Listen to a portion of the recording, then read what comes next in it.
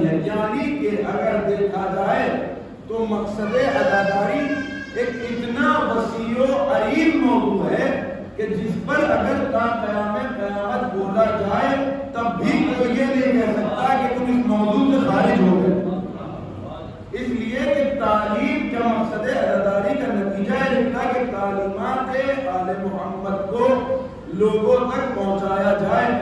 اب کوئی ہمارے سامنے اگر تعلیمات آل محمد کو محدود کر دے تو یہ کہا جا سکتا ہے کہ ایک حد تک ہم ان کی تعلیمات کو پہنچا سکتے ہیں، لیکن الحمدللہ پہلے امام سے لے کر آخری امام تک تمام معصومین نے زندگی کا کوئی ایسا گوشہ چھوڑا ہی نہیں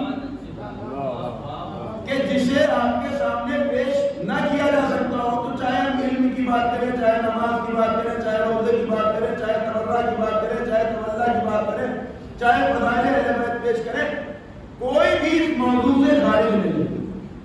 اگر آپ کے اذہان عالیہ میں یہ بات موجود ہو، بس میں اپنے موضوع کی طرف آگے سے بات کروں.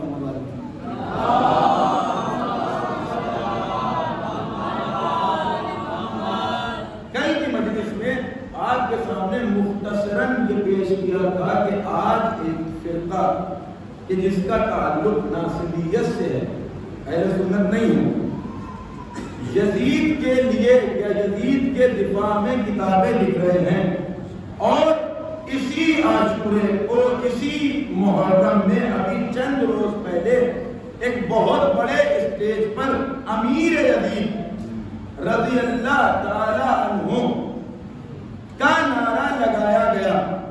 آج کی اس مجلس کا موضوع ہی صرف اور صرف یہ ہے کہ مجھے یزید کی حقیقت کو لوگوں تک پہنچانا ہے.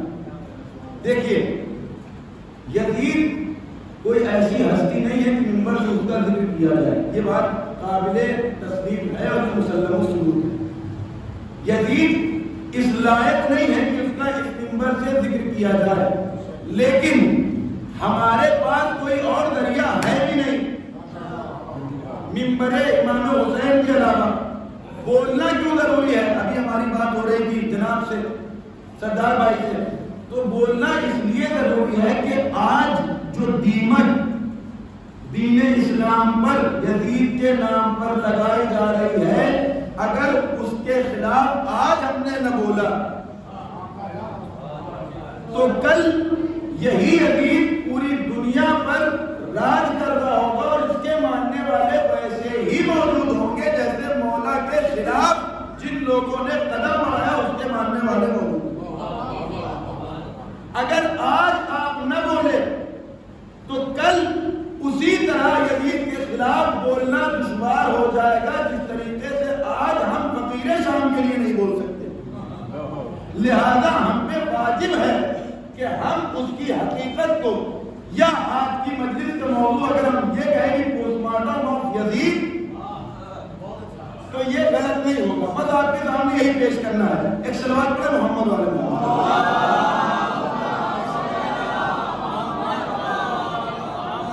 آغاز سے پہلے ایک بات یہ بھی عرض کر دوں، آپ یہ نہ کہیے گا کہ اس آپ اپنے موضوع سے ہٹ گئے. موضوع سے نہیں ہٹا، اس لیے کہ میں نے پہلے ہی کہہ دیا ہے کہ تعلیمات آل محمد ہے مقصد عزاداری، اور تعلیمات آل محمد میں تبرع بھی ہے، تولا بھی ہے، اور دیگر تمام باتیں ہیں. تو آج کی مجلس میں صرف اور صرف یزید پر گفتگو ہوگی، چاہے میرا موضوع 30 منٹ چلے یا 60 منٹ چلے.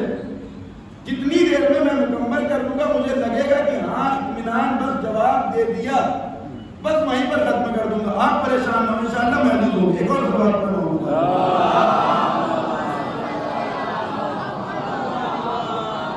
آپ حضرات گزارش ہے جو لوگ ادھر بیٹھے ہیں تھوڑا تھوڑا سامنے آ جائیں، بہت جگہ خالی ہے تو مجھے بھی پڑھنے میں بہت آسانی ہوگی.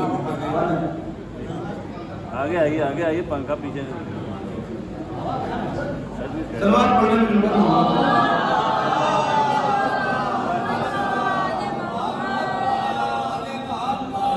بس یہاں سے ابتدا کر رہا ہوں. وہ لوگ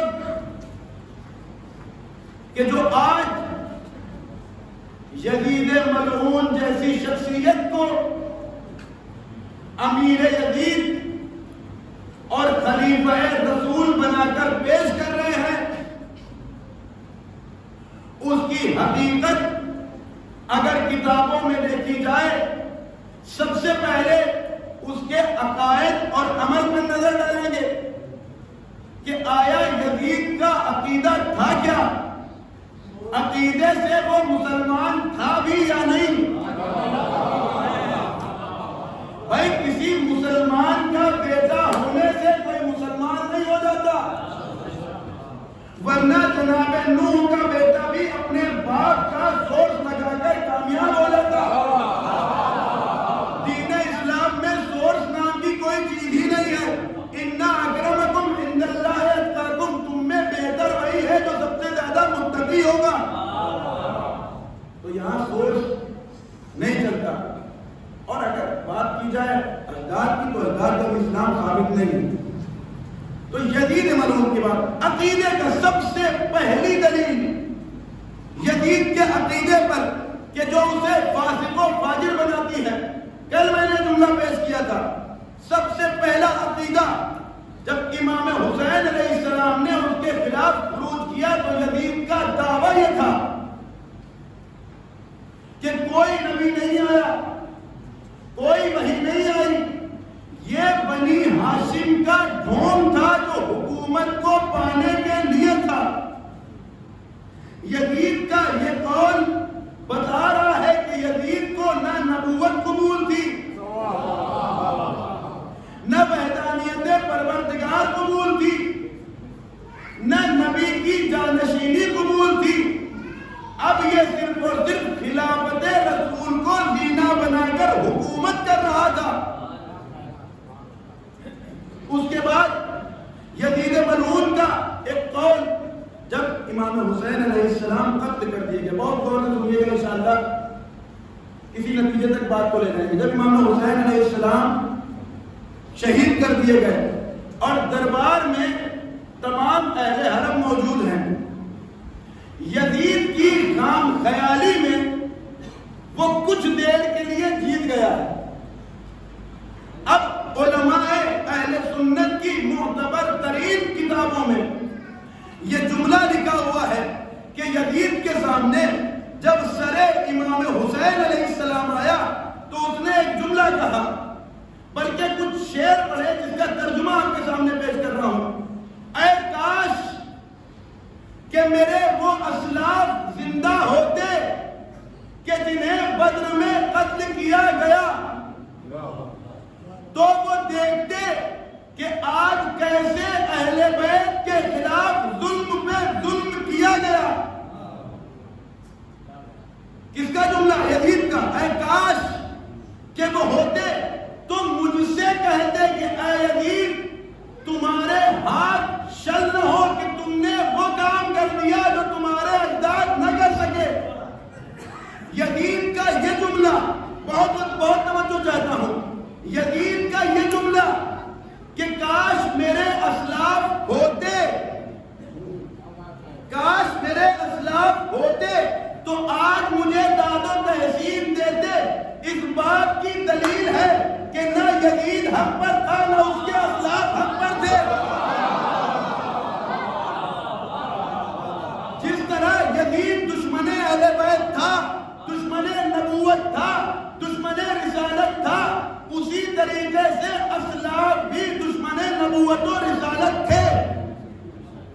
میں نے کہا آج کی مجلس مجھے داد پر دی گئی، بس اس کی حقیقت کو لوگوں تک پہنچانا ہے تاکہ ہماری نئی نسلیں، بچے ان کے ذہنوں میں موجود ہوں، جب ان سے سوال کیا جائے تو یہ جواب دے سکے کہ تمہاری کون سی کتاب میں کیا لکھا ہوا ہے۔ اب اس کے بعد یزید کا جملہ، وہ کہتا ہے کہ میں خندق کا بیٹا نہ کہلاتا اگر آل محمد کو آج زیر نہ کر لیتا۔ کیا جملہ کہا؟ میں خندق کا بیٹا نہ کہلاتا۔ میں کہوں گا جاہل، تو اگر قتل نہ بھی کرتا تب بھی تو خندق کا ہی بیٹا ہے۔ بھائی جس کا باپ فقیر شام قاتل امام حسن ہو، جس کا دادا رسول کے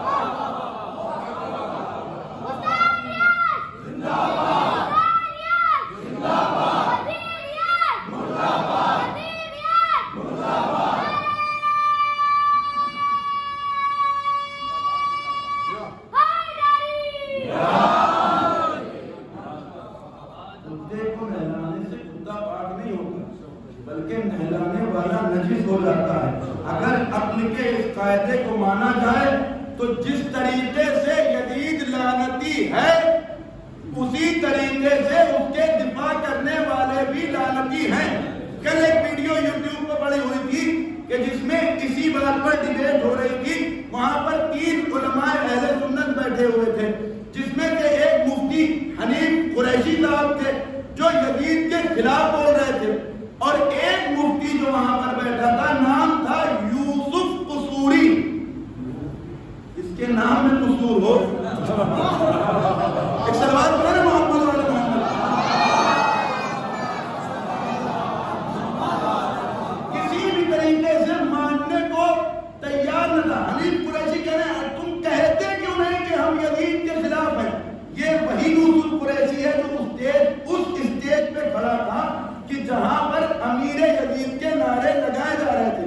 جب ان دونوں علماء اہل سنت نے جو ہمارے برادر ہیں جب اس ملعون کو پھانسا تو اب کہہ رہا ہے کہ میں یہ نہیں کہتا کہ یزید پر لعنت ہو, جس نے بھی قتل کیا ہو اس پر یزید کی لعنت ہو. اب مفتی حنیف قریشی کہتے ہیں آخر تمہارا یزید نے تمہیں دے کیا دیا کہ تم یزید کو بچانے پر اتنا آمادہ ہو گئے. تو اعلان گرامی یزید کا جملہ کہ اگر میرے اجداد ہوتے تو مجھے داد دیتے. اب یزید کا عقیدہ قیامت کے حوالے سے کیا ہے اپنے ایک شعر میں پیش کرتا ہے. وہ حوالے آپ کے پاس میرے پاس موجود ہے, اگر کسی کو دیکھنا آپ کو وہ دیکھ سکتا ہے. اس نے کہا شعر میں کیونکہ لاؤبالی تھا, الٹی سیدھی حرکتیں تھی, لہذا ویسے ہی اشعار میں کہتا ہے اے میری محبوبہ. کون کہہ رہا ہے یزید. بہت ہی وہ باتیں آپ کے سامنے پیش کر رہا ہوں کہ جو کتب اہل سنت میں جید علماء نے پیش کر دی ہے, اس کے باوجود بھی آج اس کے ماننے والے سر اٹھا رہے ہیں. کیا اے میری محبوبہ قیامت کے حوالے سے اس کا عقیدہ کیا تھا. میں نے کہا اس کا عقیدہ اور عمل بیان کرنا ہے. اے میری محبوبہ مرنے کے بعد مجھ سے ملنے کی تمنا نہ کرنا, اس لیے کہ جو یہ عقیدہ نبی نے بتایا ہے کہ مرنے کے بعد دوبارہ زندہ کیا جائے گا یہ صرف ایک فسانہ ہے. تو جس یزید ملعون کا مرنے کے بعد دوبارہ رجعت پر بھروسہ نہ ہو وہ مسلمان کیسے ہو سکتا ہے, اور اگر مسلمان نہیں تو خلیفۃ المسلمین کیسے ہو سکتا ہے. اس کے بعد ایک جملہ جو اس نے کہا, اب علماء نے لکھا کہ عبادت اور شراب کے حوالے سے اس کا عقیدہ کیا تھا. دیکھیں کہ جب انسان نجاستوں کے انبار سے یا نجاستوں کے بھورے سے نکلا ہو تو پھر ایسی ہی باتیں کرتا ہے. وہ کہتا ہے کہ جو تم لوگ کہتے ہو کہ نماز نہ پڑھو گے تو جہنم میں جاؤ گے, حقیقت میں ایسا نہیں ہے, بلکہ اگر شراب نہ پیو گے تو جہنم میں جاؤ گے. حوالہ موجود ہے. یعنی جو یزید سراسر نماز کا انکار کر کے ایک ایسی چیز کہ جو قرآن مجید میں مطلقاً حرام قرار دی گئی ہے اس کے جواز پر باتیں کر رہا ہو وہ مسلمان کیسے ہو سکتا ہے. تو اب اس کے ماننے والوں سے دست ادب جوڑ کر یہی گزارش کروں گا, یا تو تم دامن یزید کو چھوڑ کر توبہ کر لو یا پھر اسی شراب میں جا کر ڈوب مرو کہ جس کے پینے کا حکم تمہارا آقا دے رہا ہے. ایک صلوات پڑھے محمد وعلی محمد.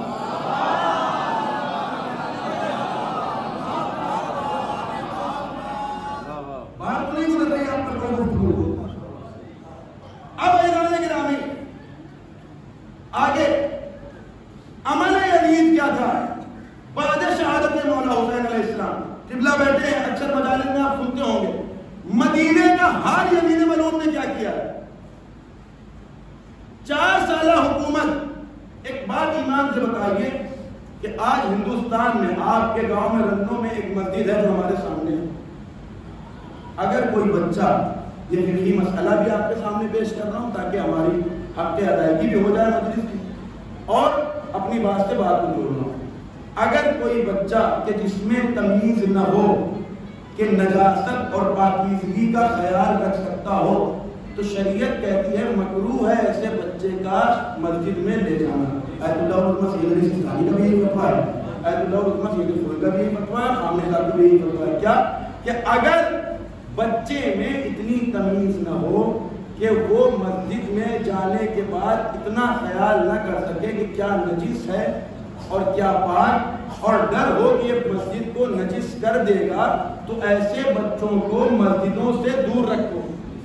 یہ ہو گیا شرعی مسئلہ۔ اب اس کے بعد آپ سے سوال یہ ہے، کیا آپ یہ گوارا کریں گے کہ آپ کے سامنے آپ کی اس ہندوستان کی چھوٹی سی مسجد میں کوئی غلاظت پھینک دے؟ کیا آپ گوارا کریں گے؟ آپ کے نفوذ گوارا کریں گے؟ نہیں گوارا کریں گے نا۔ آپ کے ہندوستان میں جو آپ نے اپنی چھوٹی سی مسجد بنائی ہے، اس میں آپ ذرہ برابر غلاظت کو اگر کوئی ڈالے تو قبول نہیں کر سکتے۔ یہ یزید وہ ملعون ہے کہ جس نے بعد شہادت امام حسین سرزمین مدینہ پر 300 لڑکیوں کے ساتھ عصمت دری کی اور اپنے لشکر کو آزاد چھوڑا۔ 70,000 ایک سال میں 70,000 بچے ولد الزنا پیدا ہوئے۔ یہ سب یزید کے حکم سے 300 قاریان قرآن کو قتل کیا گیا اور 700 صحابی رسول کو قتل کیا گیا۔ اب پاکستان میں جو جلسہ ہوا تھا وہ اس لیے تھا تاکہ ناموس صحابہ کو بچایا جا سکے۔ تم کس ناموس صحابہ کو بچا رہے ہو؟ تم اس ناموس صحابہ کو بچانے کے لیے اس یزید کا ساتھ دے رہے ہو جس نے خود 700 صحابی کو قتل کرایا۔ 300 قاریان قرآن، آپ کے درمیان کوئی ایک حافظ ہوتا ہے تو آپ اس کی عزت کرتے ہیں کہ اس کے سینے میں قرآن پل رہا ہے، اس کے سینے میں قرآن مجید موجود ہے۔ پہلے والا جملہ غلط تھا، قرآن پل نہیں رہا، قرآن محفوظ ہے۔ اور 700 صحابی رسول کہ جس نے رسول کا زمانہ دیکھا اس کو قتل کرایا۔ اس کے بعد کا عمل اس مسجد نبوی میں، ہماری عام مسجد نہیں، مسجد نبوی میں کہ جسے نبی اکرم کے زمانے میں تعمیر کیا گیا، جہاں نبی اکرم نے نمازیں پڑھی، جہاں نبی اکرم نے لوگوں کو دعوت اسلام دی، اس میں گھوڑے بندھوائے۔ اور روایت کا جملہ ہے، علماء اہل سنت نے اپنی معتبر کتابوں میں لکھا ہے کہ کتے اسی منبر پر آنے کے بعد غلاظت کرتے تھے جہاں نبی اکرم بیٹھا کرتے تھے۔ یہ ہے یزید کی حقیقت۔ یہ صرف اور صرف 4 سالہ حکومت کا دور تھا، اور اس کے بعد مدینے والوں کو اس کے ولی عہد نے، میں پوری تاریخ آپ کے سامنے پیش کر رہا ہوں، یزید کے ولی عہد نے مجبور کیا یزید کی بیعت پر، اور یہ کہہ کر کہ کہو کہ میں غلام یزید ہوں، جو یزید کہے گا چاہے حق ہو یا باطل ہم قبول کریں گے۔ تو جس کا ولی عہد خود یہ قبول کر رہا ہو کہ یزید حق بھی کہہ سکتا ہے باطل بھی کہہ سکتا ہے، وہ یزید حق کا طرفدار کیسے؟ یہ ہے حقیقت مدینے کی۔ آئیے یزید کا عمل مکے میں کیا تھا؟ بچوں سے کہہ رہا ہوں محفوظ رکھیں ہماری ان باتوں کو اپنے ذہنوں میں، تاکہ کبھی کوئی سوال اور اس جیسی دیمک جو آج پاکستان میں موجود ہے ہم تک آئے تو ہم ان کو جواب دے سکیں۔ اللہ آگے آ جائے، تشریف لیں، صلوات پڑھیں محمد علیہ وسلم۔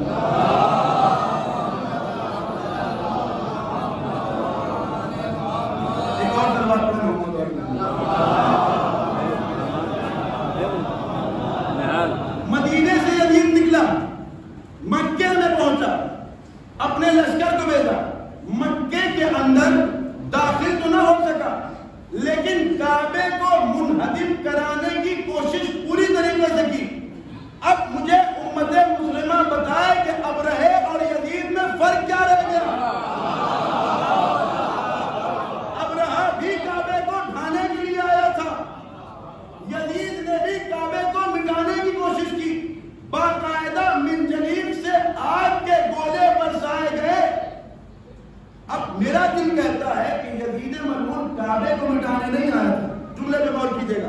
یزید ملعون کعبہ مٹانے کے لیے نہیں آیا تھا، وہ دشمن تھا مولائے کائنات کا، اس نشان کو مٹانے آیا تھا جو کعبے کی دیوار میں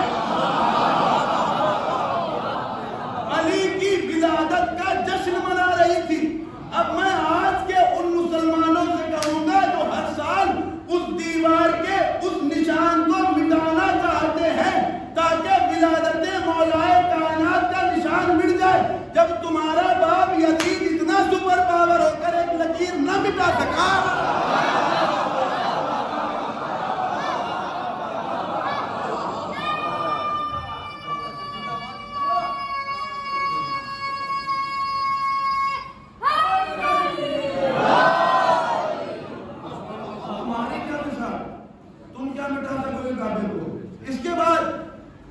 یہ وہ پہلا ملعون تھا۔ اب میں انہی مسلمانوں سے جو آج، انہی ناصبیوں سے جو آج یزید کو امیر یزید کہہ کر پکار رہے ہیں، دستے ادب جوڑ کر کہوں گا آپ نے ناموس صحابہ کو بچانے کے لیے جلسہ قائم کیا تھا۔ آئیے دیکھیں، یہ وہ پہلا ملعون ہے کہ جس نے بعد نبی جب حضرت عائشہ 50 سال کی ہوئی، یہ پہلا ملعون ہے جس نے ان سے شادی کی خواستگاری کی، جبکہ یہ جانتا تھا کہ قرآن مجید نے نبی کی بیوی کو امہات المسلمین کہا ہے۔ اس کے باوجود اب اس کا مقصد کیا تھا؟ علماء کہتے ہیں کہ اس کا مقصد صرف اور صرف یہ تھا تاکہ قرآن کی تعلیمات کو اپنے پیروں تلے رون سکے۔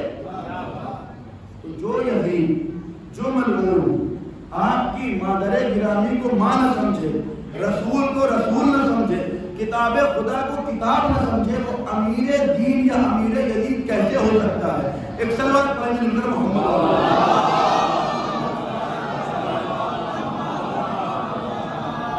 ابھی بات ختم نہیں ہوئی، آپ کے سامنے کچھ اور چیزیں پیش کرنی۔ اب سوال یہ ہوتا ہے، اب کہنے والوں نے کہا اور لکھنے والوں نے لکھا کہ یزید اور حسین نے کربلا میں جنگ کی، دو شہزادوں کی جنگ کی، انہیں نہیں پتا کہ کون حق پر تھا کون باطل پر۔ ایک چھوٹے سے چھوٹا بچہ اگر اس کے سامنے دو لوگ لڑ رہے ہوں تو وہ یہ پہچان جاتا ہے کہ کون حق پر تھا کون باطل پر تھا، لیکن اتنے بڑے بڑے محققین کو یہ سمجھ میں نہ آیا کہ حسین حق پہ تھے یا یزید حق پہ تھا۔ اب عزیزان گرامی، آپ کے سامنے 4 دلیلیں خود علماء اہل سنت باقاعدہ حوالے کے ساتھ آپ کے سامنے پیش کر رہا ہوں تاکہ کوئی اشکال نہ کر سکے۔ ایک صلوات پڑھیں محمد علیہ۔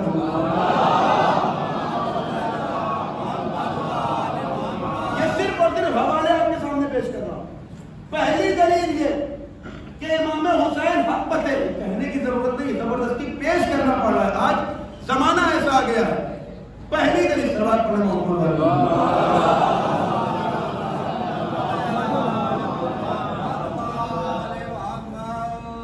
4 دلیلیں کہ امام حسین حق میں تھے، یزید فاسق و فاجر تھا۔ جتنے حوالے ہیں سب کے سب اہل سنت برادران کی معتبر ترین کتابوں سے ہیں۔ نہ قرآن سے کوئی دلیل پیش کر رہا ہوں، نہ معصومین کی حدیث پیش کر رہا ہوں تاکہ کوئی یہ نہ کہہ دے کہ یہ اپنی تفسیر کر رہے ہیں یا اپنے معصوم کی روایت لے کر رہے ہیں۔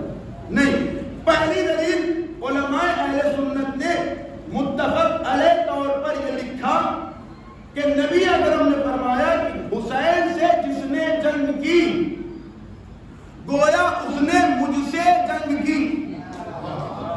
حسین سے جس نے جنگ کی، اب کوئی بھی حسین کے مقابلے میں آ جائے تو وہ نبی کے مقابلے میں ہے، اور نبی کے مقابلے میں آنے والا کافر ہے۔ اب آپ کہیں گے حوالہ کیا ہے؟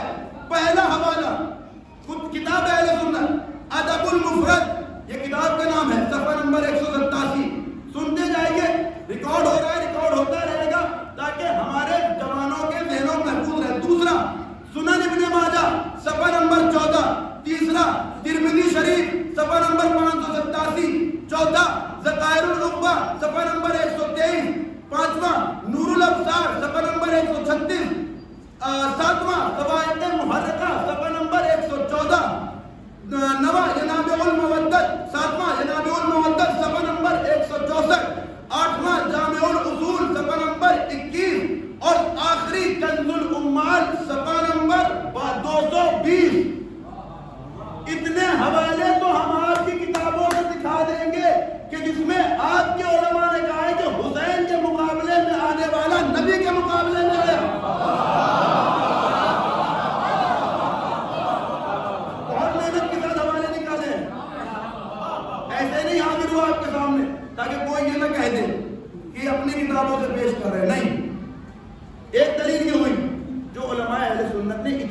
کتابوں میں تقریباً میں نے 9 حوالے آپ کے سامنے گنائے کہ جس میں متفق طور پر لکھا کہ حسین کے مقابلے میں آنے والا کوئی بھی ہو وہ نبی کے مقابلے میں آئے.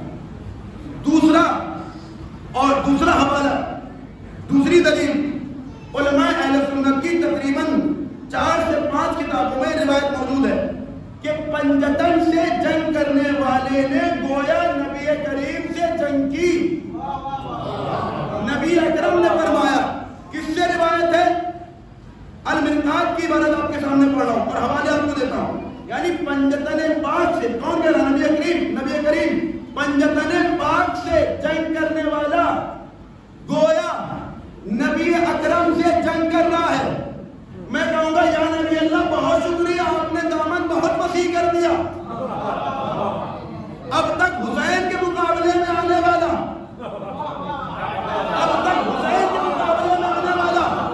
نبی کے مقابلے میں تھا. اب پنجتن کہہ کر آپ نے یہ بھی بتا دیا کہ علی کے مقابلے میں جو آیا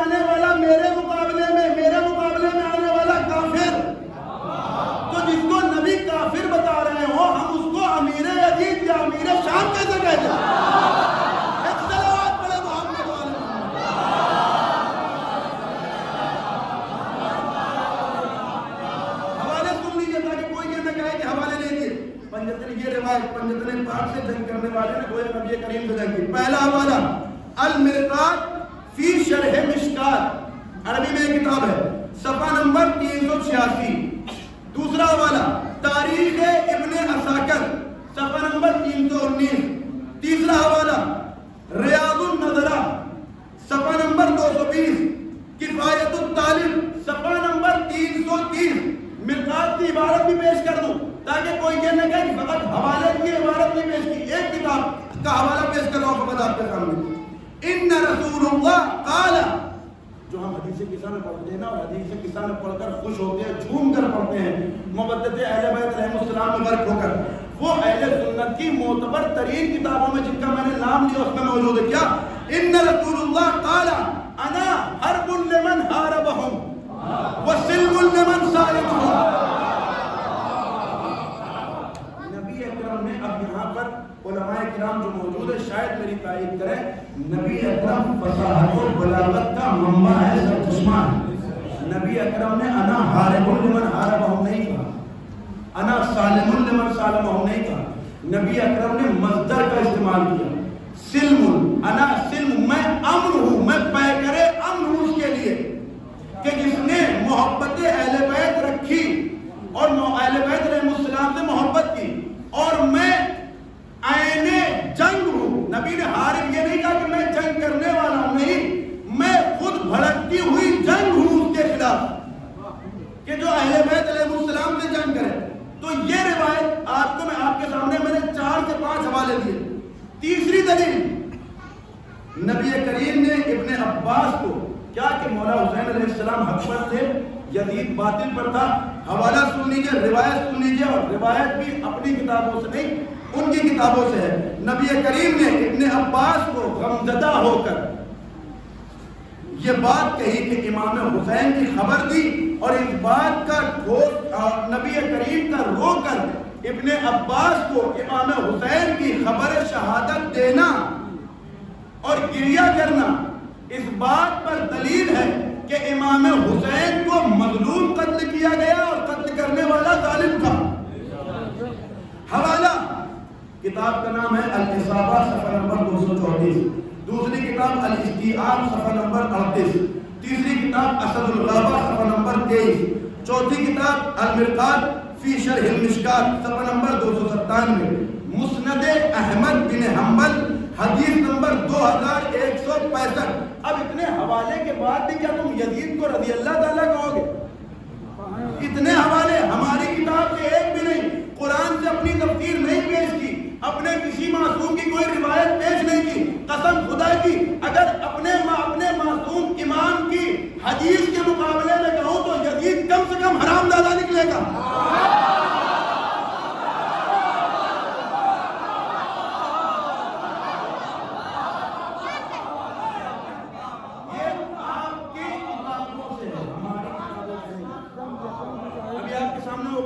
اگر وقت رہا اور یاد رہا تو پیش کر دوں گا. جہاں امام محمد باقر علیہ السلام نے یزید کے دربار میں یزید کو حرام زادہ کہلوایا.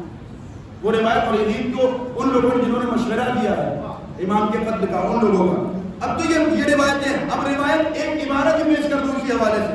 ابن عباس کہتے ہیں رأیت رسول اللہ نصف النہار، کہ رسول اکرم کو جب دن کا آدھا حصہ گزر گیا دیکھا کہ سر ان کا غبار آلود تھا، رو رہے تھے. ان کے ہاتھوں میں ایک شیشی تھی اور اس شیشی میں خون تھا. میں نے پوچھا قال سألتہ، میں نے سوال کیا اس شیشے کے بارے میں عن قارورہ، تو نبی اکرم نے کہا یہ میرے حسین کا خون ہے کہ جسے ایک ظالم شہید کرے گا. تو یہ روایتیں آپ کی کتابوں سے ہیں. اس کے علاوہ چوتھی دلیل آپ کے سامنے پیش کر کے ختم دعا ہے. خود بعض علماء اسلام نے وضاحت کے ساتھ لکھا ہے، کوئی دلیل روایت سے نہیں، وضاحت کے ساتھ کہا ہے کہ مولا حسین علیہ السلام حق پر تھے اور یزید ملعون باطل پر تھا. حوالہ دے رہا ہوں شرح فقہ اکبر، شذرات الذہب، تاریخ ابن خلدون، تحفہ اثنا عشری اور منہاج السنہ. روایت پیش کر رہا ہوں کس سے؟ شرح فقہ اکبر سے، صفحہ نمبر 83 پر یہ روایت موجود ہے کہ اما ما تقول بہی بعض الجہلاء. کون کہہ رہا ہے؟ فقہ اکبر کا مؤلف کہہ رہا ہے کہ جو بعض لوگ یہ کہتے ہیں وہ سب کے سب جاہل ہیں. میں نہیں کہہ رہا، خود آپ کا مؤلف کہہ رہا ہے ما تقول بہی بعض الجہلاء، کہ جو بعض جاہل کہتے ہیں من ان الحسین کان باغیا، علیہ باللہ خاکم بدہ نقل کفر نہیں ہوتا، کہ من ان الحسین کان باغیا، جو بعض جاہل یہ کہتے ہیں کہ حسین باغی تھا. فباطل عند اہل السنہ، اہل سنت کے، میں نہیں کہہ رہا، اہل سنت کا ایک بڑا عالم کہہ رہا ہے یہ نظریہ کہ امام حسین باغی تھے اہل سنت کے نزدیک اصلاً باطل ہے.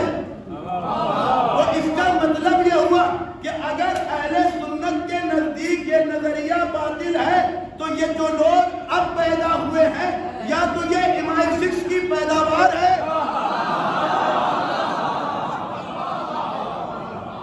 یا تو یزید ملعون کا چھپا ہوا شجرہ تھا جو اب نکل رہا ہے. ایک صلوات پڑھے محمد والے محمد.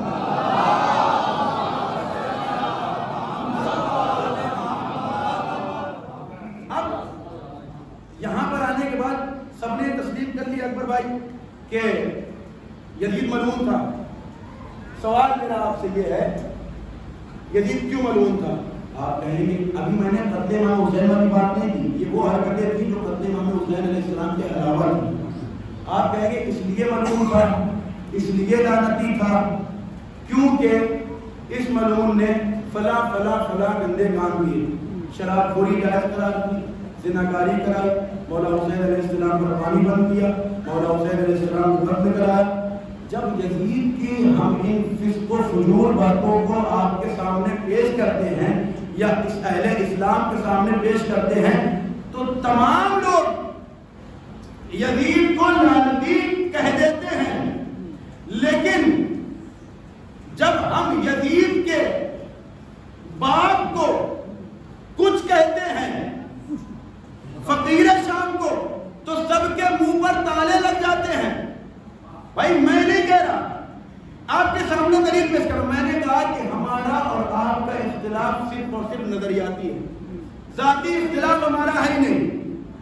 عقائد میں اختلاف ہے، ہم اپنی دلیلیں دے رہے ہیں، آپ کو اگر اچھی نہ لگ رہی ہو کمرے میں ہم بھی موجود ہیں، آپ کے علماء میں، آپ کے گاؤں میں 30 50 علماء ان سے جا کر دلیلیں مانگ لیجیے، وہ دے دیں گے، ورنہ جب تک ہمیں ہم دے دیں گے. جنگ صفین میں آپ کے سامنے شاید اس سے پہلے بات میں نے پیش کی تھی لیکن تاریخ کے طور پر آپ کے سامنے پیش کروں. جنگ صفین میں مولا کے مقابلے میں کون آیا؟ فقیر شام. آنے کے بعد تمام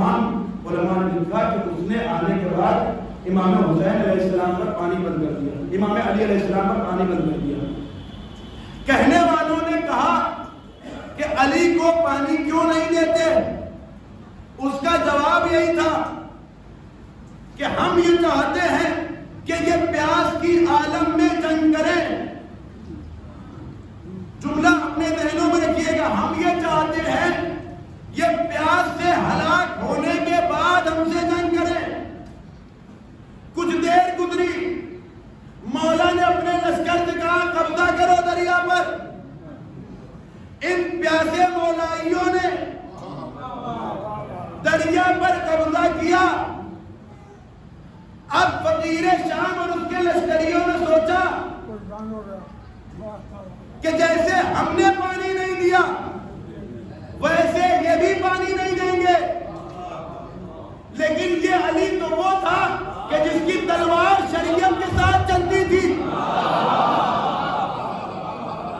علی نے کہا تو نے پانی نہیں دیا، تیرا کردار،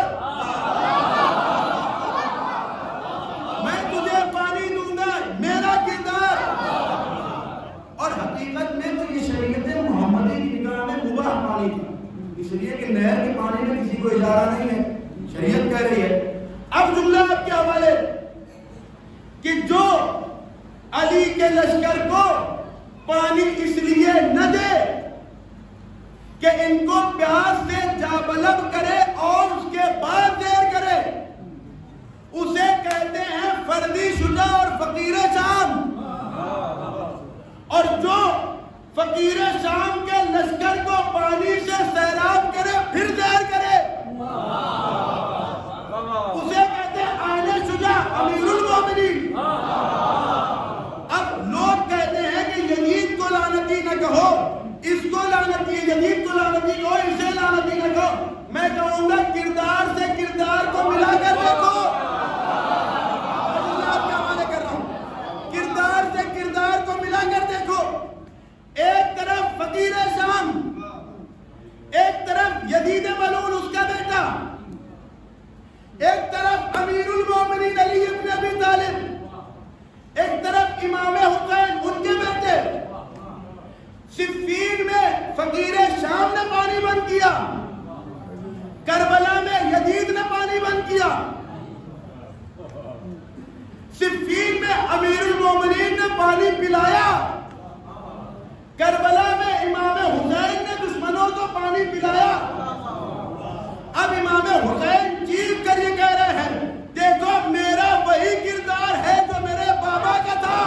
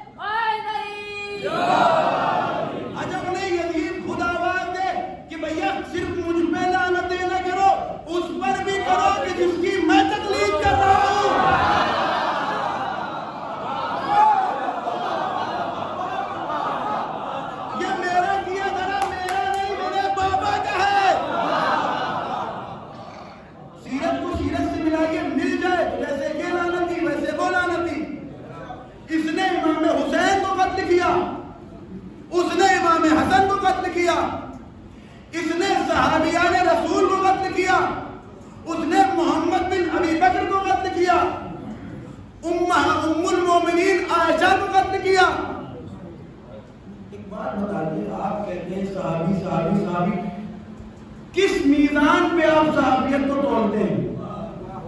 کون سا ترازو ہے کہ جہاں پر جانے کے بعد آپ صحابیت کو تولتے ہیں؟ آپ کہہ رہے ہیں کہ یہ صحابی رسول ہے، اس کی عزت کرو۔ اس نے کب کسی صحابی رسول کی عزت کی؟ اگر کی ہوتی تو ام المومنین عائشہ کو قتل نہ کرتا، اگر کی ہوتی تو محمد بن ابی بکر کو قتل نہ کرتا، اگر کی ہوتی تو حجر بن عدی کو قتل نہ کرتا۔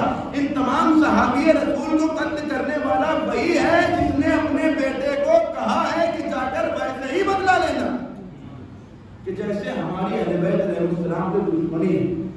تو اذان گرامی اب سمجھ میں آیا کہ یہ وہ ملعون تھا کہ جس کی آج لوگ محبت کا دم بھر رہے ہیں.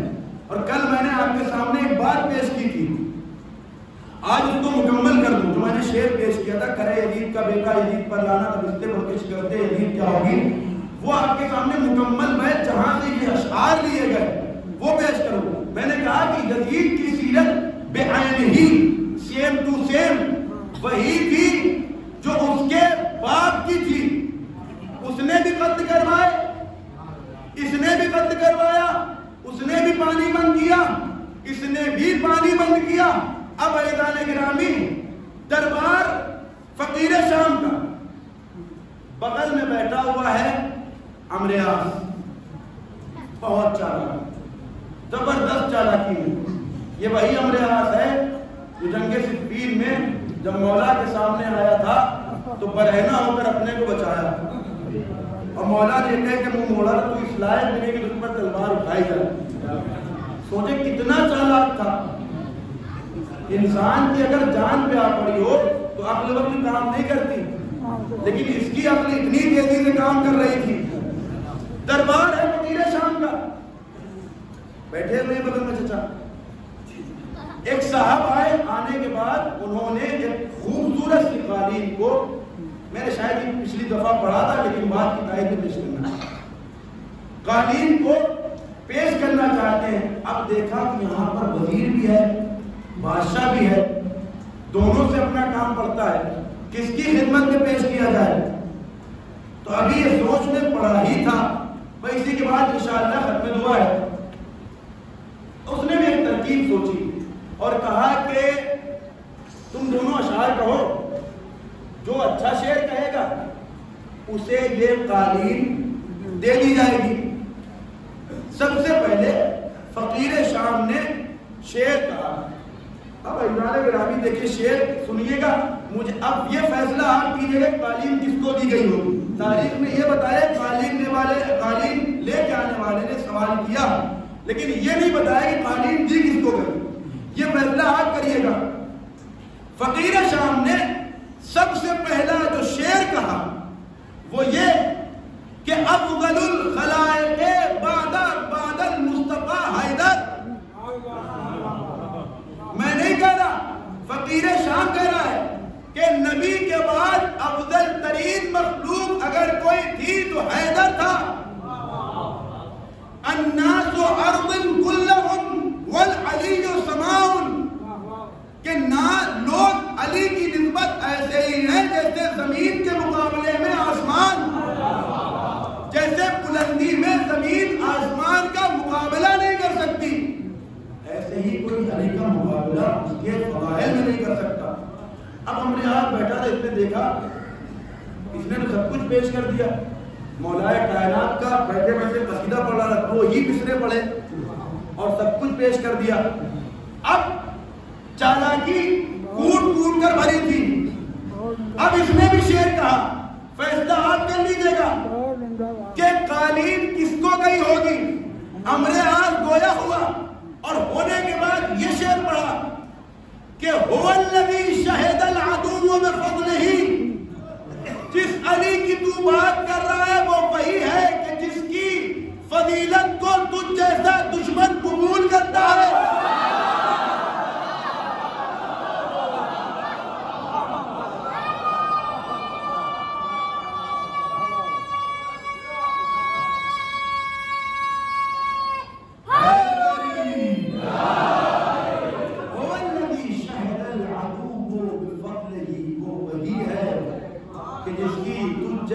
دشمن فضیلت کو قبول کر رہا ہے. والفضل ما شہدت به الاعداء, اور فضیلت تو یہی ہے کہ دشمن قبول کرے. اب آپ فیصلہ کیجئے قالین کہاں گئی ہوگی. دربار دشمن علی کا. مجھے سمجھ میں نہیں آتا کتنا بے وقوف تھا فقیر شام کہ اگر تمہیں شعر ہی کہنا تھا تو جیسے تمہاری سیرت تھی ویسے کسی چیز پکڑ دیتے. پہلے شعر و شاعری ہوتی ہی اسی بات پر تھی. آج بھی نجف اشرف میں اگر کچھ ابیات فضائل و بلاغت جو پڑھائی جاتی ہیں تو دور جاہلیت کے وہ اشعار ہوتے ہیں کہ جس میں محبت اور حسن اور جمال اسی سب پر تم بھی کہہ دیتے. آخر علی کو لانے کی ضرورت کیا تھی؟ جیسے ہی علی کو لائے قادین چلی گئی. صلوات پڑھیں محمد والے محمد. تو یہ سیرت یزید اگر ملعونہ ہے تو سیرت ابا یزید بھی ملعون کہلائے گی، اس لیے کہ تربیت نہیں سے پائی ہے جہاں وہ پیدا ہوا تھا. وہ میں روایت آپ کے سامنے آج چھوڑ رہا ہوں، انشاءاللہ کبھی پیش کروں گا. جس میں محمد باقر علیہ السلام نے کچھ جملے کہے تھے. بس وقت بہت ہو گیا، ختم کیا آپ کی زحمت. یزید ملعون، ابھی تو میں نے کربلا کا منظر پیش ہی نہیں کیا. یہ تو وہ رضائل تھے یزید کے کہ جو کربلا کے علاوہ مدینہ منورہ پر ظلم و ستم، مکہ مکرمہ پر ظلم و ستم، صحابیان رسول کو قتل کیا. اب کربلا کے میدان کی یہ وہ ملعون ہے جس نے امام مظلوم کو رلا رلا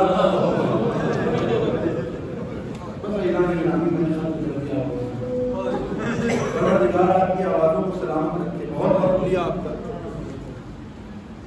امام حسین علیہ السلام نے بار بار یہ جملہ کہا تھا کہ مجھے رلا رلا کر قتل کیا گیا. آج عزاداران مظلوم کربلا میرا جی چاہتا ہے ایک ایسی روایت، بس ایک ہی روایت پڑھوں گا لیکن تصور کے ساتھ سنیے گا. شام غریبہ کا ہولناک منظر ہے. ابھی کچھ روز پہلے شام غریبہ گزری تھی نا. یہ سفر کا مہینہ ہے، محرم کا مہینہ. عاشور کے بعد عصر کا وہ ہنگام کہ جب مولا حسین علیہ السلام قتل ہو گئے. شام غریبہ، شام غریبہ کو شام غریبہ بھی کہا جاتا ہے، مسکینوں کی شام بھی کہا جاتا ہے، یتیموں کی شام بھی کہا جاتا ہے.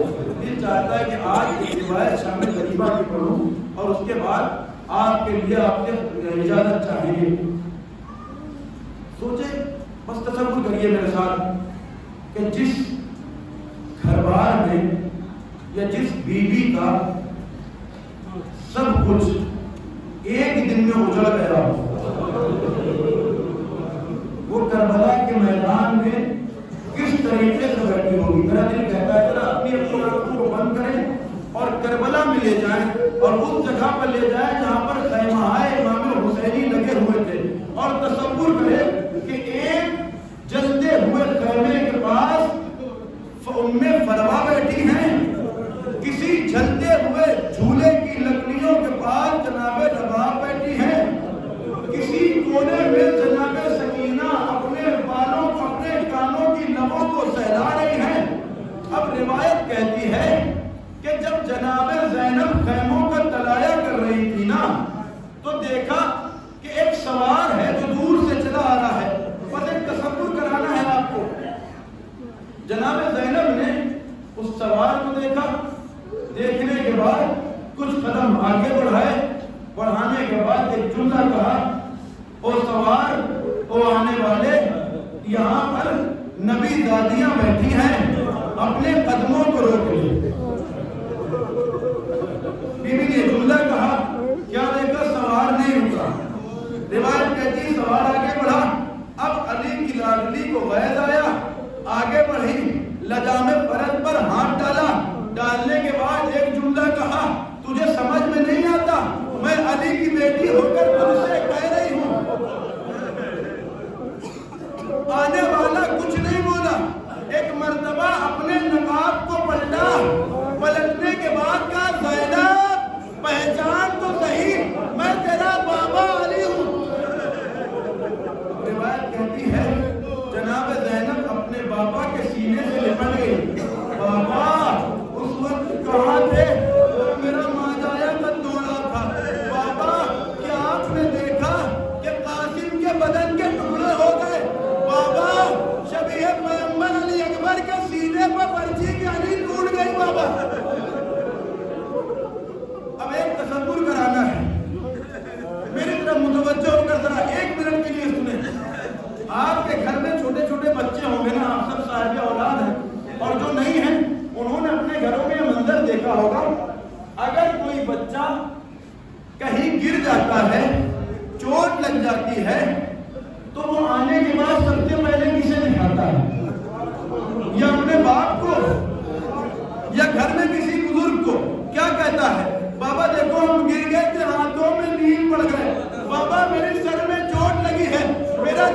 لگتا ہے جب امام علی آئے ہوں گے جناب سکینہ نے دیکھا ہوگا دادا آئے ہیں لپٹ گئی ہوگی دادا شمر ملعون نے گالوں پر تماچے مارے دادا یہ دیکھیے کانوں سے خون جاری ہے اے دادا میری پشت پر شمر کے قادیانے ہیں اے دادا اس وقت کہاں تھے جب میرے دامن میں آ گئے